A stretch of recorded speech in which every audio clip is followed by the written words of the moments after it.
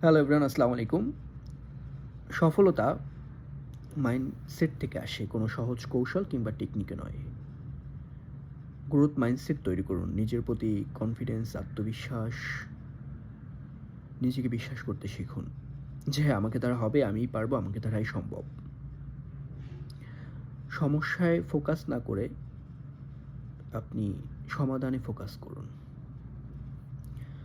জীবনে যখন সমস্যার সম্মুখীন হবেন তখন নিজেকে প্রশ্ন করুন, কিভাবে আমি এই সমস্যা থেকে বের হব? সমাধান খোঁজার চেষ্টা করুন। স্বল্প মেয়াদী নয়, দীর্ঘমেয়াদী লক্ষ্য ঠিক করুন।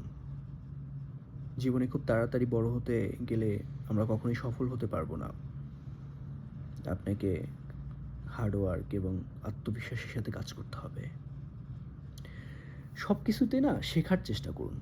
জীবনে যখন যা কিছুই সম্মুখীন হন, ভালো, মন্দ, খারাপ যেকোনো মানুষের সাথেই আপনার পরিচয় হোক না কেন, নতুন কোনো প্লেস, নতুন কোনো জায়গায় আপনি সব কিছুতেই শেখার চেষ্টা করুন যে হ্যাঁ, এখান থেকে আমি কী জ্ঞান আহরণ করতে পারি।